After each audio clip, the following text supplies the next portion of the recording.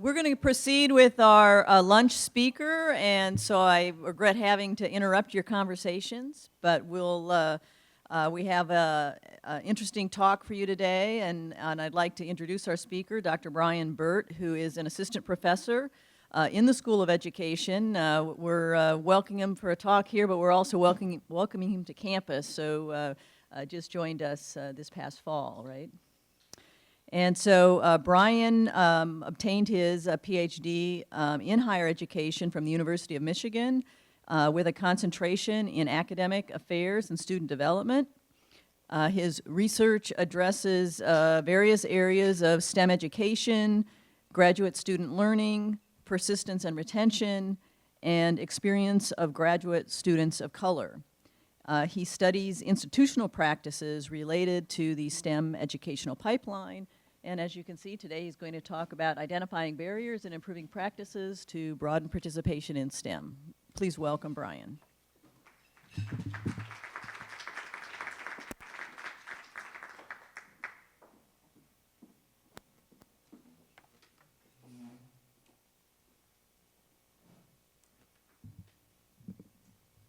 So I tend to be kind of loud, so I'm trying to think of where to position this. Can you all hear me in the back?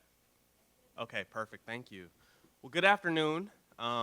Before I begin, I first want to thank Diane Rover and Megan Heitman for inviting me to share my work with you.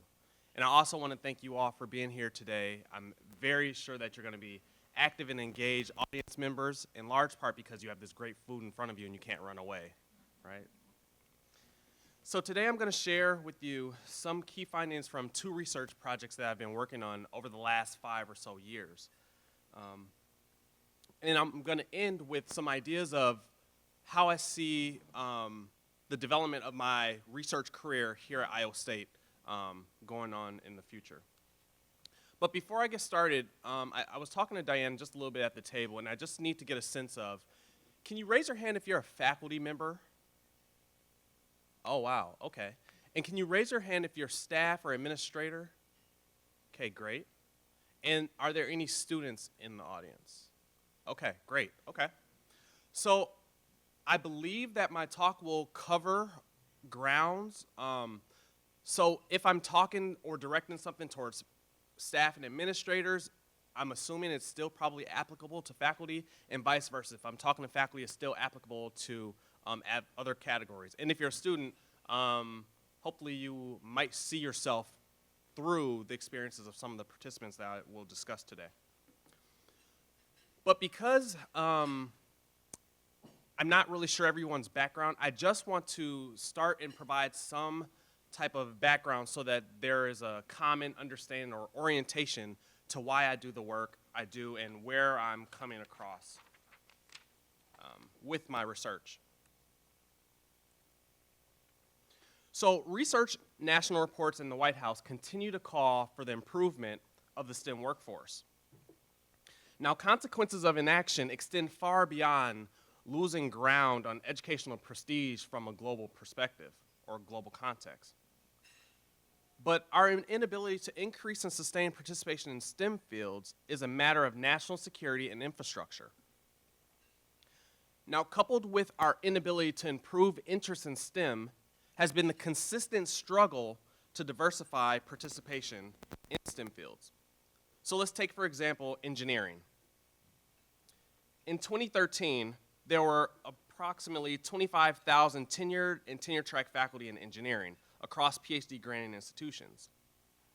Blacks only represented 2.6%. In that same year, approximately 10,000 doctoral degrees were awarded in engineering, and only 4.1% were awarded to blacks. Disaggregating that number further, black males only made up 1.2% of degrees earned. That's 129 out of roughly 10,000 doctoral degrees in engineering. So as we can see from these numbers in engineering, much work remains to be done to broaden participation in STEM. Now, as someone who studies STEM education, I've noticed that many strategies that address STEM pathways tend to take a bottom-up approach. That is, scholars tend to look at K through 12, Yes.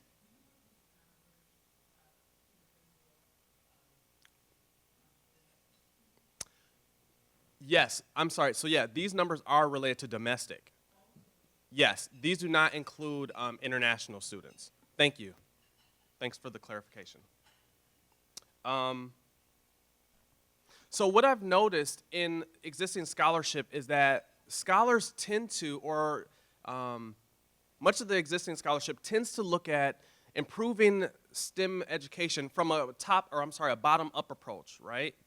Meaning they're looking at how can we improve K through 12 education as a way to get students excited to choose STEM majors, and to engage in the STEM workforce. And I'm not suggesting that that's bad, but I'm suggesting that there are alternative approaches. One such approach is to focus on doctoral education. Upon graduation, doctoral students are expected to replenish the STEM workforce through academic and non-academic careers, and mentor future generation of scientists. Thus, investigating the experiences that promote or turn students away from the STEM workforce would provide new understandings of the complexity of science participation. This top-down approach may be especially important when we take into consideration the participation of underrepresented students, meaning women and students of color. So there are a couple things that I want you to think about as this presentation continues, as well as when you're doing your work. One, what are some of the critical contexts, relationships, and practices in STEM doctoral education? And two, how do these contexts, relationships, and practices serve as barriers or supports to broadening participation in STEM? So I want to start by talking about my research, but I need your help a little bit. So I'm going to ask you to use some of your imagination, okay? So very briefly, I want you to think about, in your head, what does it look like to be a scientist, or an image of a scientist? Okay, because I don't want you thinking too long. First image. So for many students, who they've read, who they've seen, who they've heard about, who are the representations in the classroom, the scientist tends to look like this. Or this. Increasingly, this. But rarely do students see, hear, learn about, become mentored by scientists that look like this.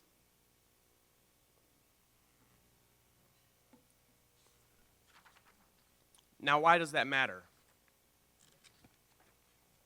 Well, let's put into context these models of scientists.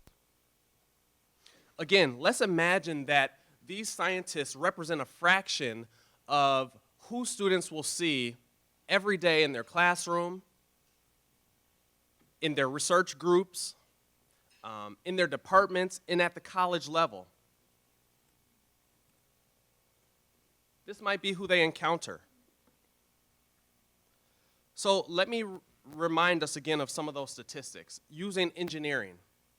In 2013, the engineering faculty were comprised domestically of 85.5% were comprised of men. The faculty, engineering faculty, were 85.5% men, leaving 14.5% women.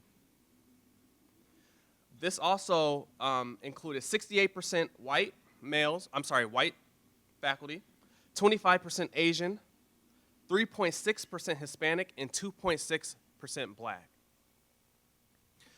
Now, I should mention, as was mentioned before, this is not disaggregated by the intersections of race and gender.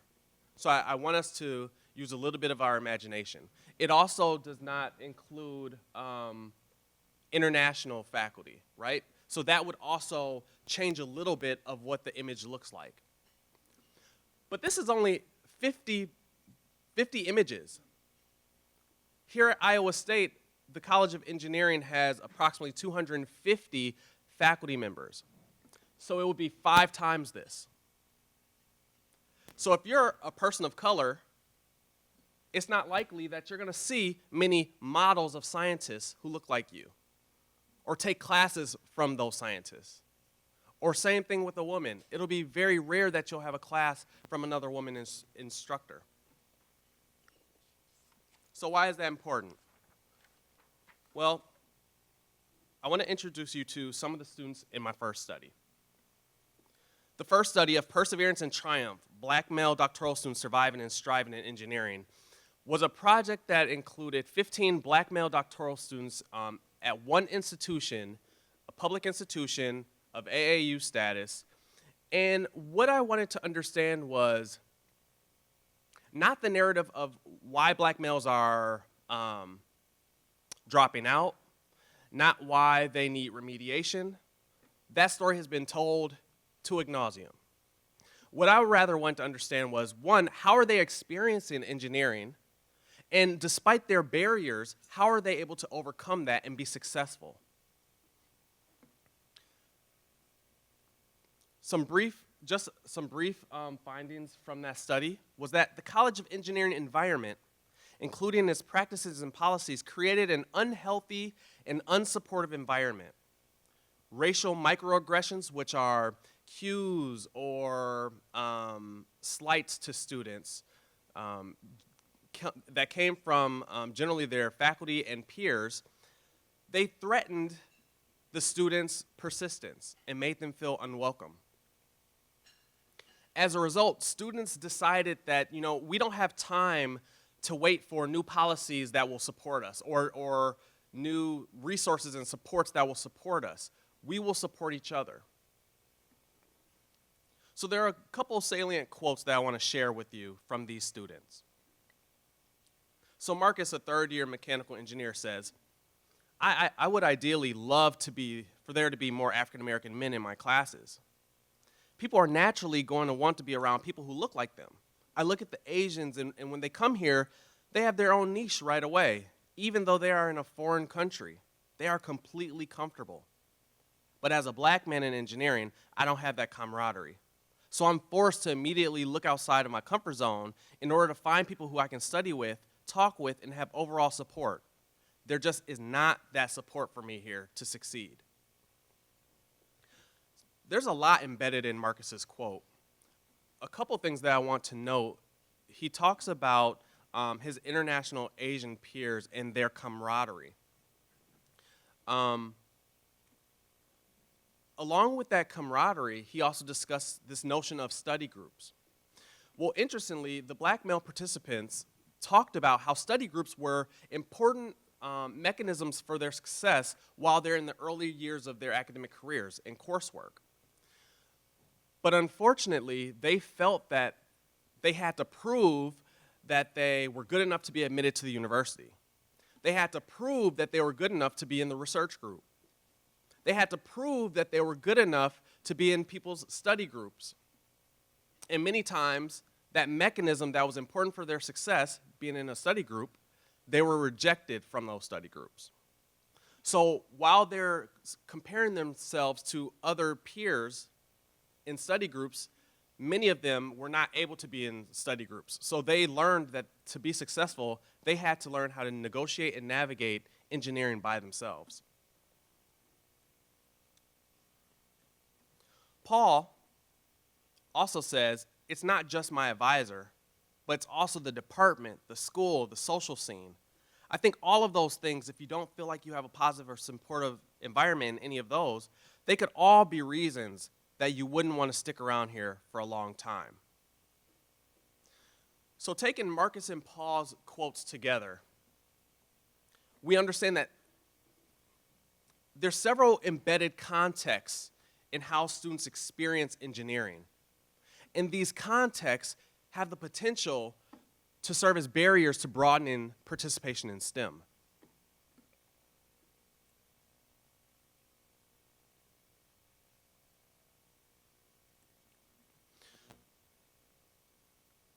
What I learned from the black male study was that Of course, it's about context and it's about these relationships. But I also learned from them that there's a very important experience that students are having, and that is the experience in their research group.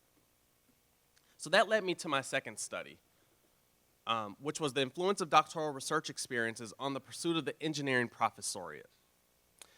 Now, this study was informed by that first study, but this one was different. This one did not have a black male focus specifically. However, I was interested in understanding what students are learning and how they're learning from participation in a research group. And one of the decisions that I did make when I was selecting research groups is that the group had to at least have one or more black males in the research group. So it wasn't that I was focused on the black male in the group, but I at least wanted to be in a context where I was able to observe a black male and how he engaged or interacted in this group. But with this study was different because it wasn't solely one-on-one interviews. It was, for 13 months, I observed or almost moved in to this research group. I attended their weekly research meetings, their weekly subgroup meetings. There were 3 students that went to a conference. I traveled to the conference with them for 5 days, and I shadowed them to understand how they put into practice what they're learning from their research group. And I also had the chance to go to their out-of-class or out-of-class gatherings, so the gatherings at their faculty supervisor's house. So what I learned from that study was that the design and execution of research practices from the research supervisor, as well as students' perceptions of faculty work, shape students' understandings and intentions to pursue faculty careers. So I want to share a couple quotes from students. Sherman says, "I can't tell you how many emails I've gotten from Professor Houston at 2 or 3 o'clock in the morning. And I love engineering, I love research science, but I just got married and we want to have a family eventually. I have no desire to answer emails at 4 o'clock in the morning." And Tiffany similarly compares herself to her faculty mentor, says, after sighing really deeply, "I think the bar to be faculty is higher than for industry. For faculty, it requires more qualities of people. You basically need to have everything. You need to have a decent technical background. You need to have a good personality.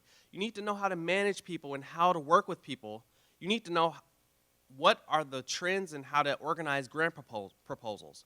And to me right now, I don't have the confidence to say I have all those qualities to get a faculty position."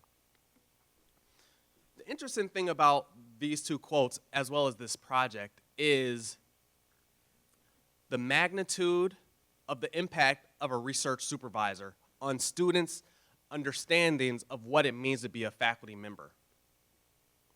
So what do I mean by that? Faculty, you have a tremendous responsibility in modeling for students what it means to potentially be a faculty member, right? Are you complaining about grant proposals? Are you complaining about teaching? Or are you excited about those things? Because however you are displaying those images or those messages, students are listening and observing, and it's shaping how they think about the professoriate.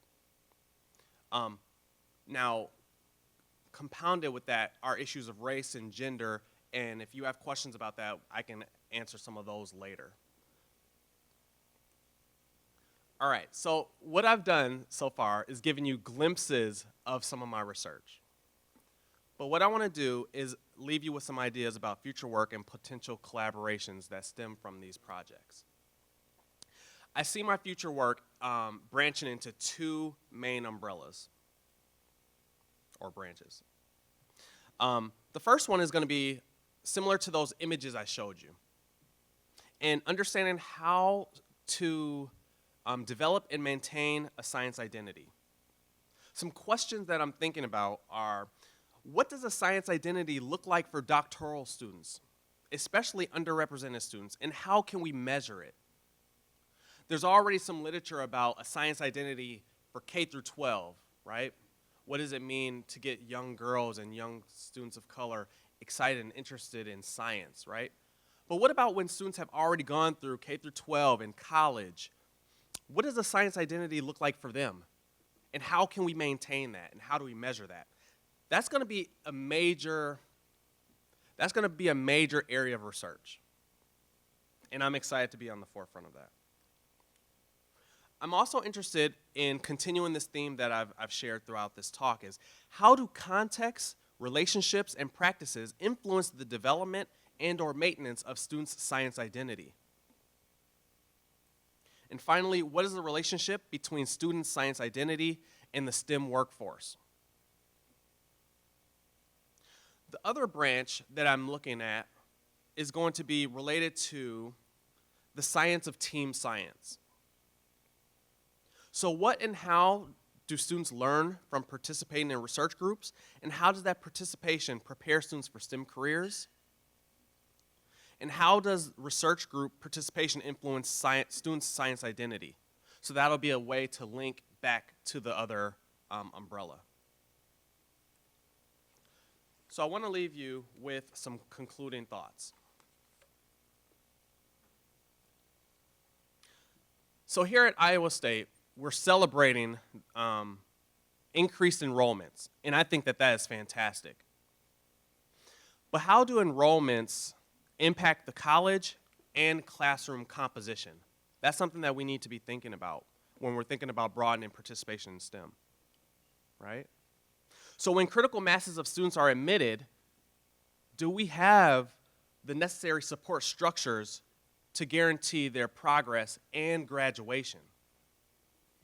So for example, during my career at Iowa State, I really hope to see the numbers of black students increase in engineering here at Iowa State. But just increasing the numbers of enrollment is not going to be good enough if we don't have the supportive structures to keep them and graduate them. And by supportive structures, I want to be very clear. I'm not talking about remedial education. What I'm referring to are, for example, models of scientists that they can see as mentors, as faculty. Other students that they can have as peers for study groups. Those are, and also people who can play the role to provide students with emotional support. Those are the supports that I'm referring to. For faculty, as I mentioned before, faculty play an immense role in the development of students' identities.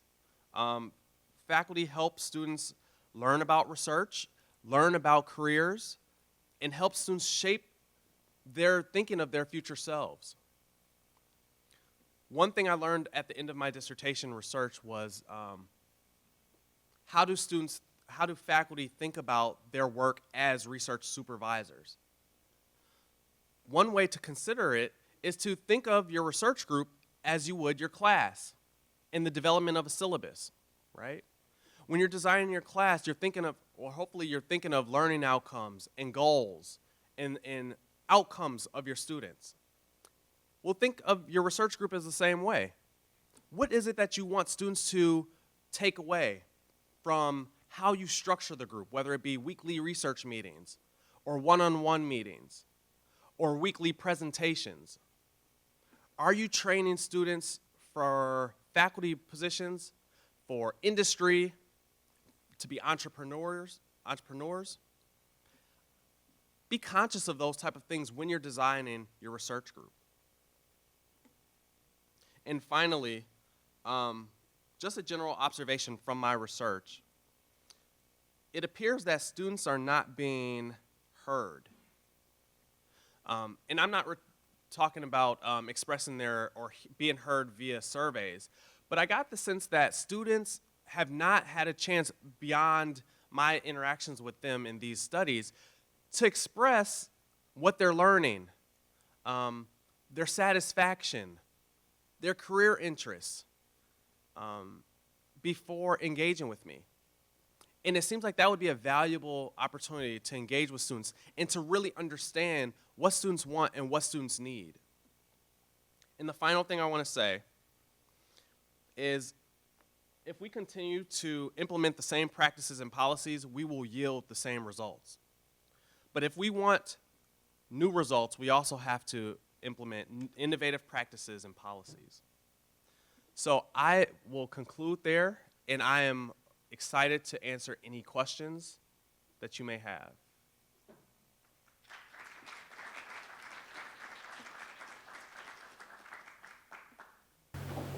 Questions for Brian?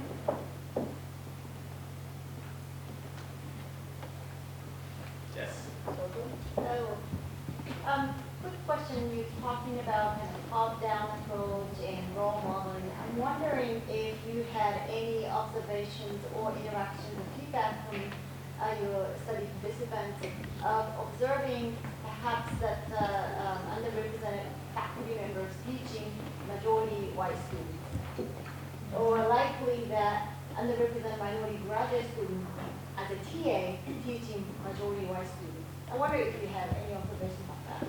Can you kind of rephrase the question? So I believe the question is, do I have observations of underrepresented faculty members teaching majority students and underrepresented students as TAs teaching majority students, correct? I don't necessarily have, so I do have data on that, but they did not speak on that. The students who spoke more about their experiences as TAs were my international participants.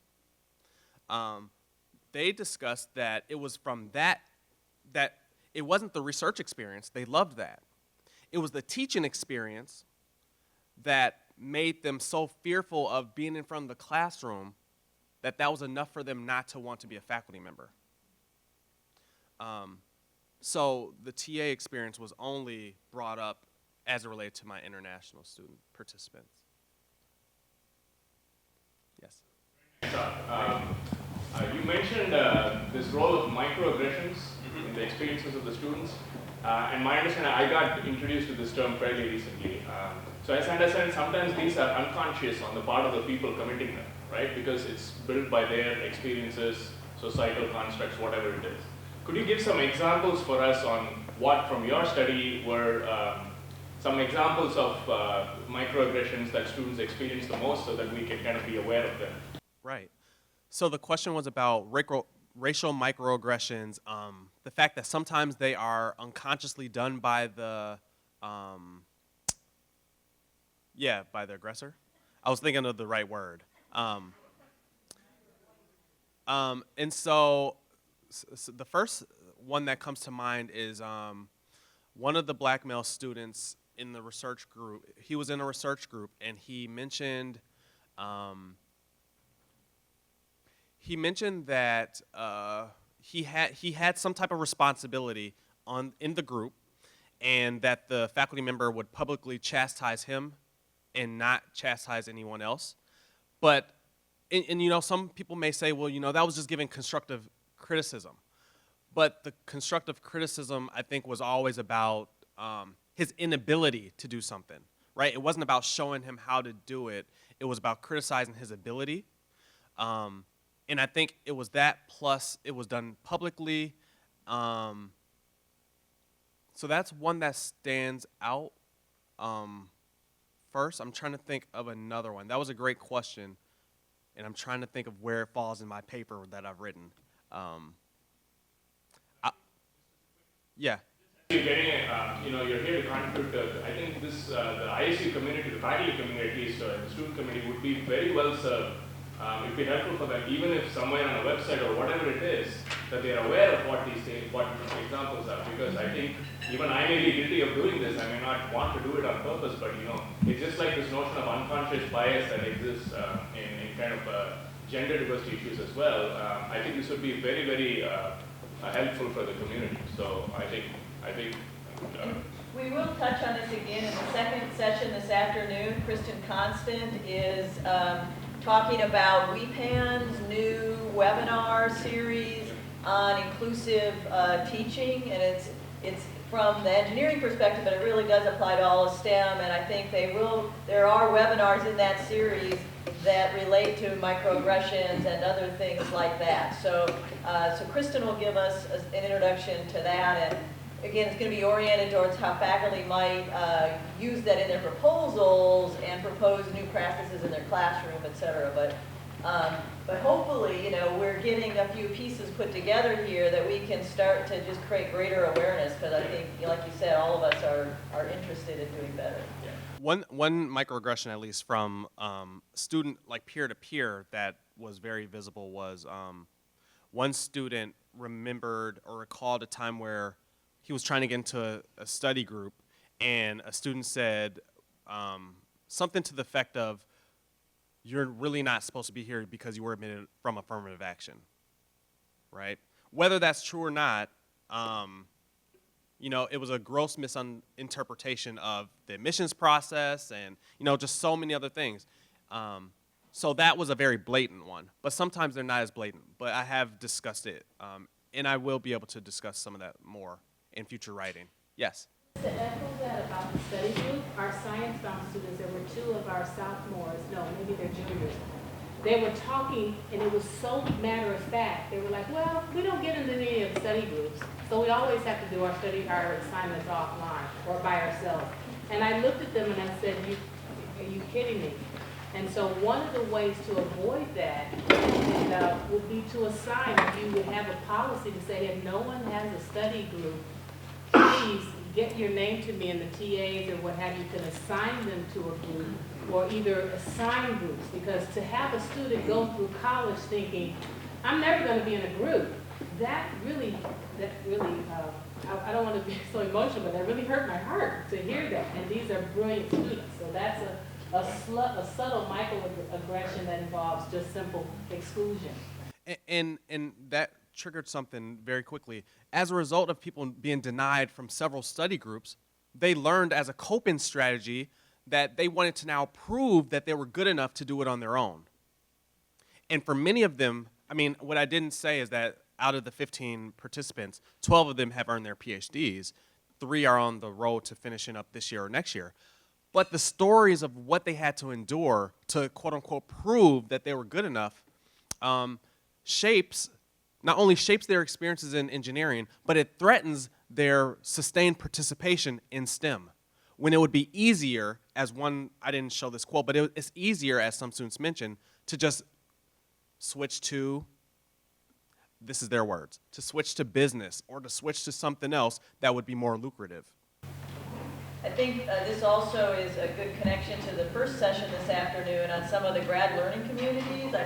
Some of you might be talking about that. And in a way that helps give some of this not only academic support, but really the social support and the kind of structures that are in the grad learning communities might help facilitate some of these types of study groups. Absolutely.